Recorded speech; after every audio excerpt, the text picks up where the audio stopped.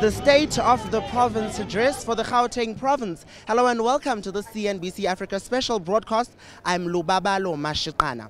Over the next 30 minutes, the Premier of Gauteng, David Makhura, will deliver the State of the Province address and officially open his legislature. And we will be giving you highlights of what has occurred on this day. Stay tuned. Our province has undergone major changes regarding its social structure, its economy, its infrastructure, and indeed the quality of life of citizens. Our population has doubled from 7.8 million in 1996 to 14.7 million today.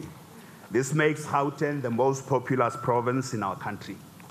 Essentially, 1 in every 4 South Africans live in Gauteng. Our economy has grown 5 times from 290 billion in 1996 to 1.5 trillion rands in 2017. Gauteng is not only an economic or industrial hub of South Africa, but we are also the 7th largest economy in our continent. The number of people employed in the Gauteng economy has also doubled from 2.6 million in 1996 to 5.1 million in 2018. The size of our public education and public health systems have also doubled.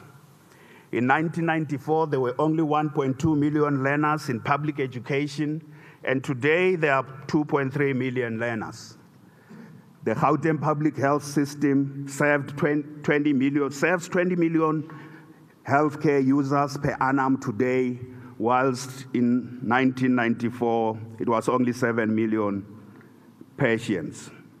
The built environment of Gauteng has changed profoundly as a result of huge investments in social and economic infrastructure. We have built new schools, new houses, new libraries, new hospitals and clinics, new social amenities, new police stations, new roads, and many other public transport infrastructure that didn't exist in 1994.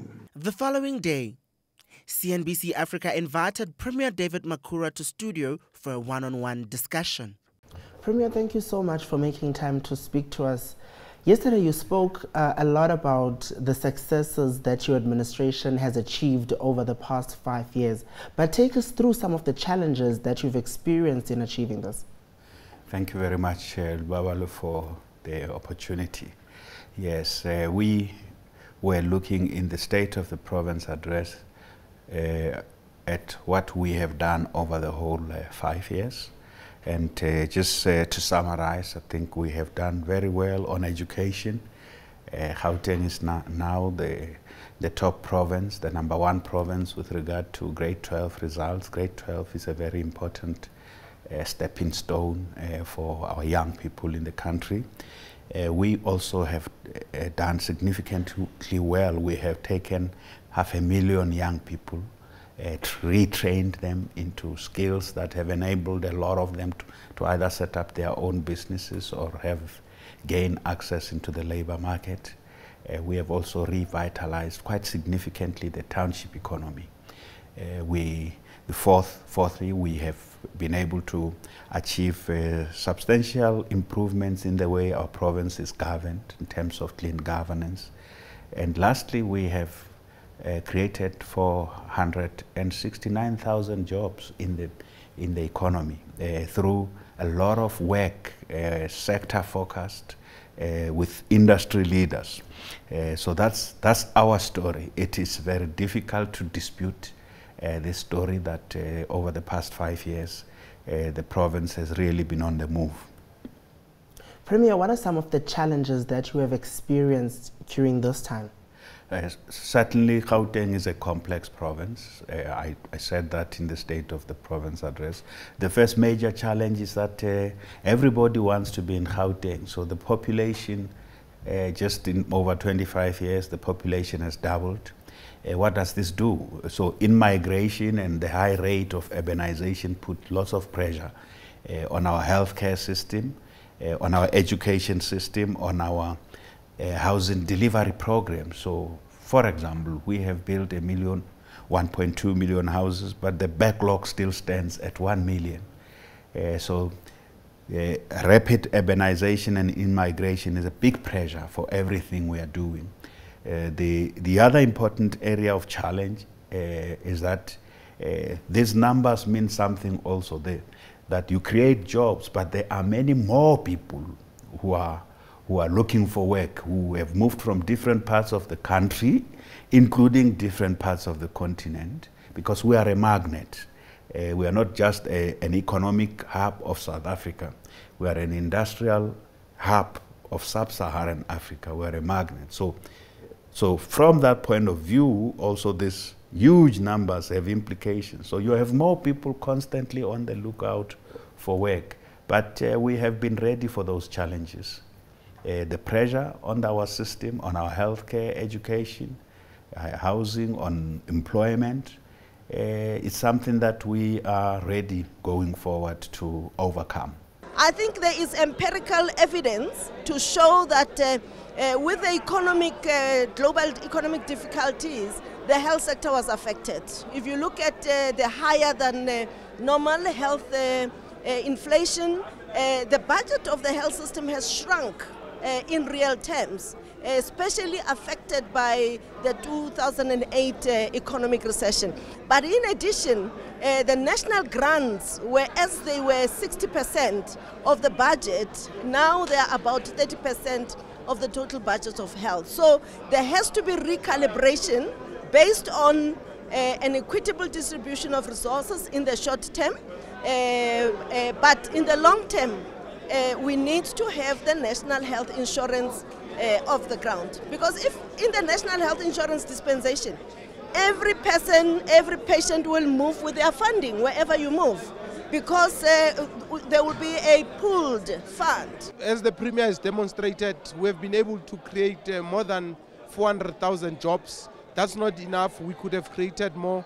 We have been able to give more opportunities to township-based businesses. We have been able to give financial and non-financial support to many SMMEs. We shall not rest until Gauteng becomes a province in which opportunities are enjoyed by everyone, regardless of race, religion, gender, and place of origin. We shall not rest until everyone, including people who may have not been born in this province but are legitimately here, have access to opportunities. We shall not retreat from the dream of making sure that all people of our province live in dignity as equals. We shall not surrender to greed and corruption. Gauteng has opportunities and the capacity to enable all its residents to realize their dreams. We are a province of ambitious, entrepreneurial, and hardworking people who are driven by the creative energy and the urge to succeed. Madam Speaker, it is for this reason that as the ANC-led administration, we have been working very hard together with our people to provide the necessary skills, the services, the infrastructure, and to build institutions that empower citizens so that they can take full charge of their lives and pursue their dreams while contributing actively to the creation of a society underpinned by justice, equity, and inclusion. He also goes and says a one-liner about the e-tolls. And what he was saying was very much telling. We want to put it on record that the people of Gauteng under the ANC government are still going to be subjected to the e-tolls that, is an unjust and unwanted system. He then says the people of Gauteng are not opposed to a user pay system. The people of Gauteng has said in a commission that has been there that they don't want a system because they're already paying, for the roads in Gauteng as it is. Of course, as the Gauteng Provincial Government, whatever solution is being looked at now, because we now at least the difference between last year's State of the Province address and now. Last year I said the matter is being referred. The people of our province are unhappy. But now we can say that at least we have crossed one hurdle, that there's agreement that e-tolls add to the cost of living. Urban tolling, to toll the roads with the concentric roads within a small urban ecosystem, unlike long distance tolling. is something that hugely impacts on people. You have to move from probably several trips in one small space where you work and live. In a day, you undertake several trips, not just one long distance. If you are going to Durban or Bloemfontein, you can't do 20 trips. But if you toll the urban system, compact urban system like that, it is bound to impact on the cost of living, but also the cost of doing business. What I'm saying is that there's now agreement on that. The only thing is the remainder of the solution, part of the solution that need to be sought, and that's a national government responsibility. I'm ready as the Premier of the province. As soon as they're putting something on the table, we will engage it. But the e-tolls are not part of the plan going forward. Eskom, Premier, you mentioned Eskom as part of the problems that the President is looking into. Yes. But now let's take a look at the fact that some of your municipalities in the province owe Eskom a large sum of money in debt. What is being done right now to ensure that this debt is being cleared to actually reduce the problems that we face at this point in time with Eskom? Yes, I think one important thing, yes, is to say that the Eskom debt, the part of it that has to do with the residential debt, in other words, where it's households that are owing, municipalities consequently owing Eskom because households can't pay. Those issues need to be tackled. I know it's not just the Gauteng problem, it's a national problem. We've got several municipalities nationwide that are owing Eskom as a result of the household debt. That's something that needs to be looked at because sometimes you need to acknowledge that there's only so much you can recover from households that are not doing well financially and find a solution. So a decision needs to be made about what to do with a debt that is irrecoverable. So that Eskom can move on. But I think it is a point that the issues facing Eskom have been spelled out very well. Part of that is that it must be restructured. You've got to look at everything. The restructuring that the President has put forward is something that we fully support. Of course, there will be concerns elsewhere. The unions would say jobs shouldn't be lost. We agree with that. I certainly agree with that. But in its current form, Eskom would not be an appropriate vehicle to move forward. It would continue to get into serious trouble. And you know, if Eskom is in trouble, the country is in trouble.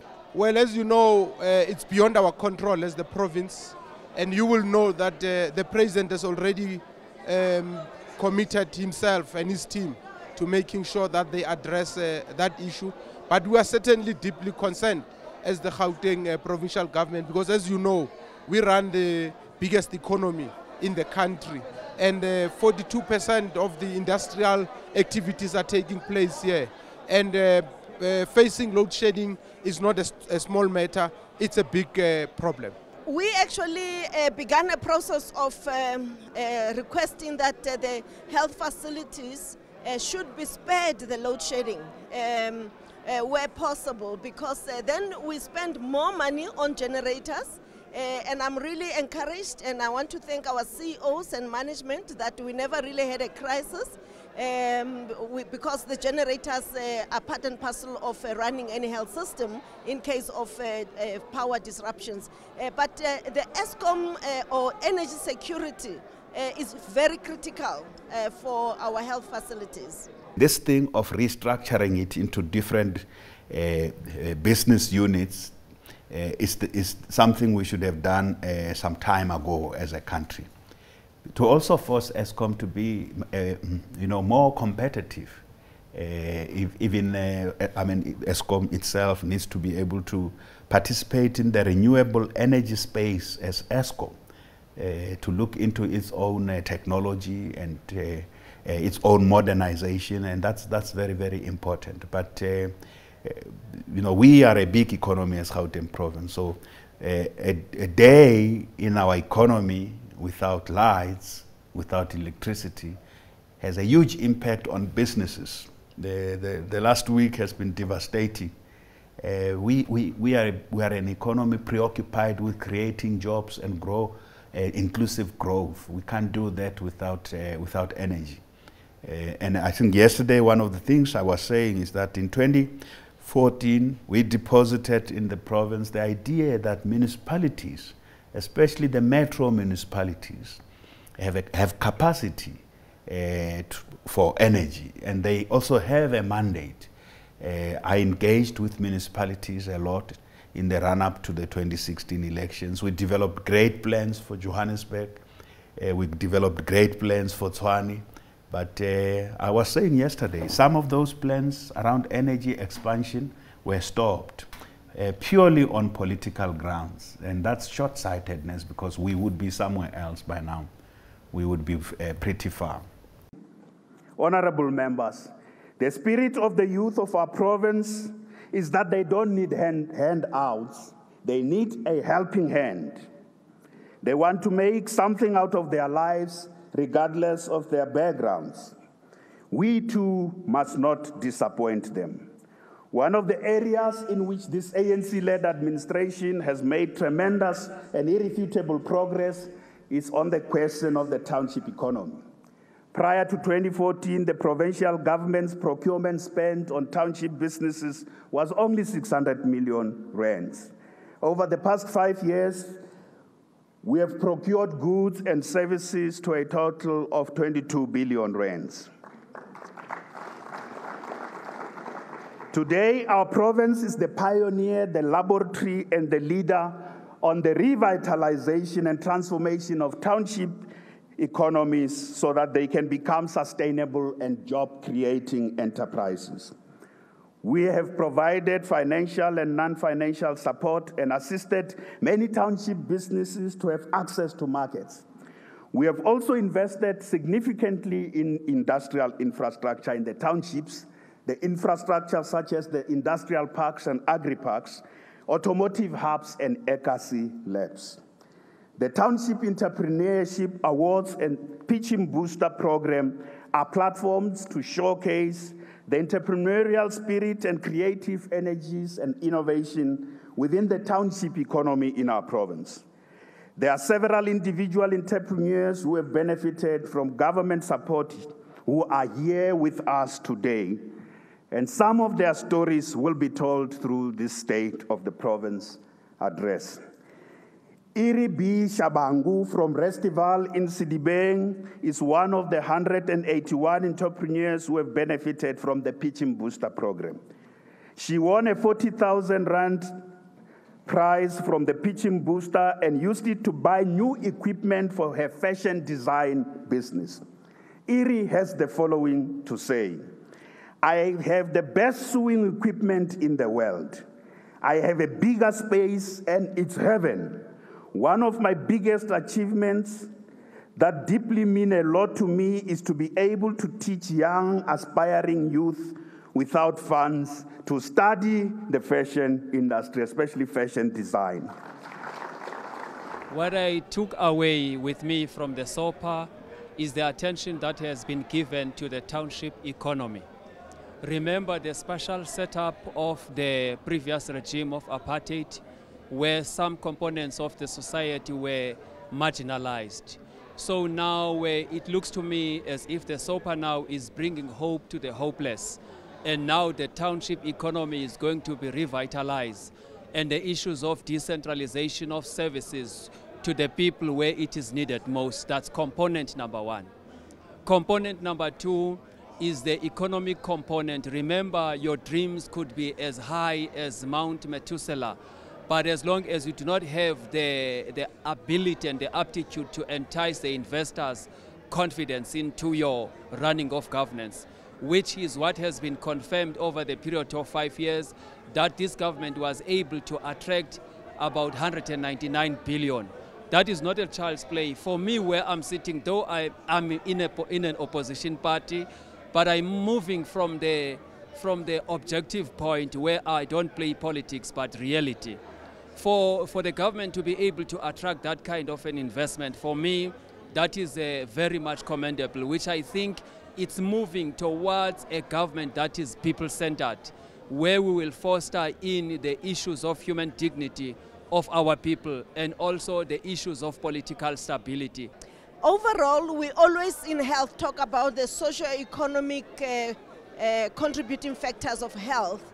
And the Premier focused a lot on the economy, getting the economy right, getting our people working with household income security so that they can live healthy. And for me, that is very key. The second thing, it is the commitment to a more just and equitable society. In health, we want to indicate that with the doubling of patient loads, doubling of the population, the only way to equitable, quality, affordable health care is fast-tracking the national health insurance system. But he also reflected on the President's intervention to ease the pressures that are there with the funding of a critical post with the economic stimulus package. And but despite all these challenges, the Gauteng Department of Health has shown resilience. It represents a lot of centers of excellence that are also recognized globally. If you look at, for instance, the Bara casualty, it is a training center for no less than 8 countries for the management of trauma. But I'm also very proud that he reflected on the primary healthcare facilities.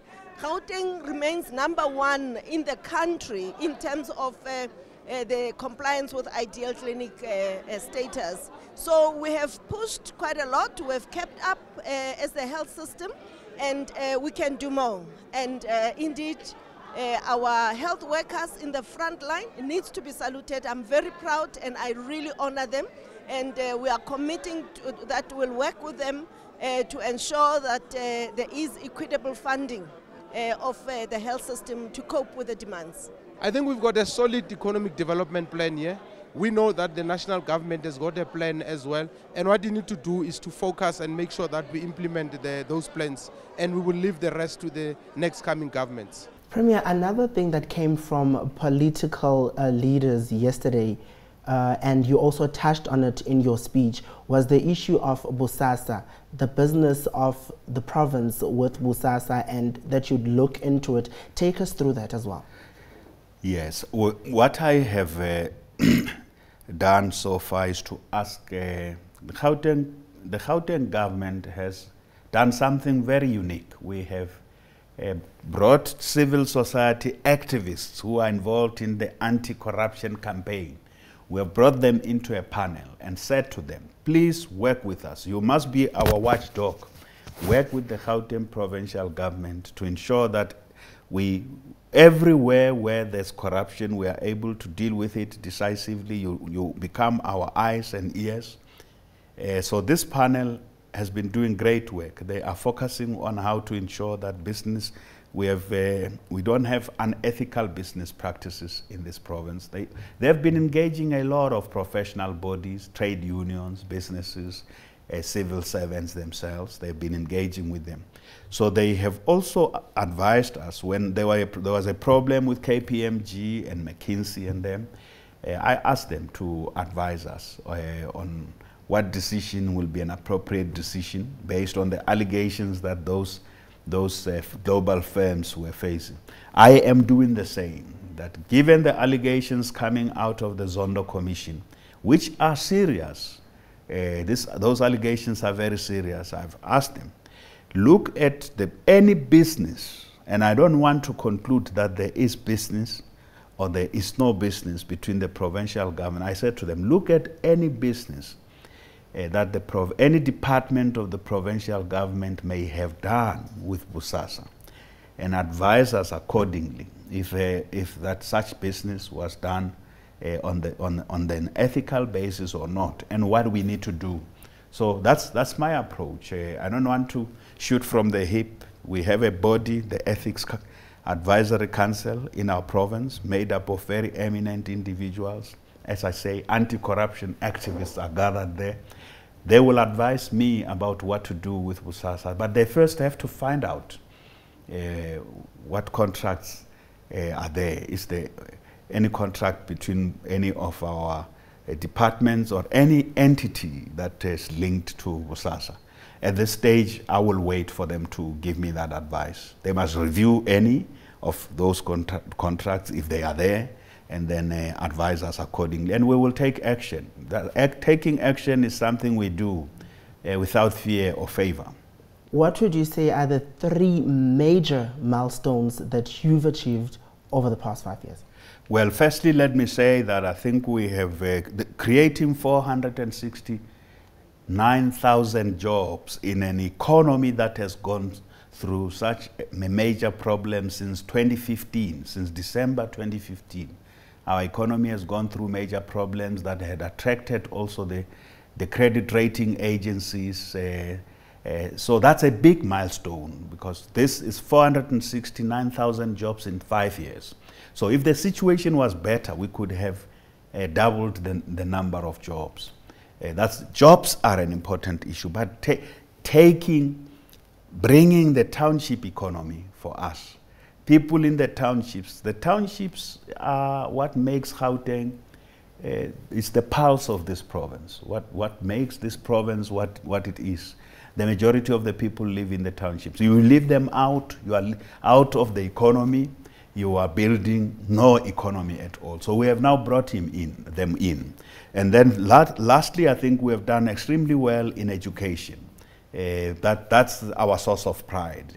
We'll continue to invest hugely in education. So this administration would point to those as the most important achievements, and bringing in this job creation and endeavor, bringing in more young people into the economy and firing them up and giving them hope and getting them excited again, and what we call the Gauteng spirit.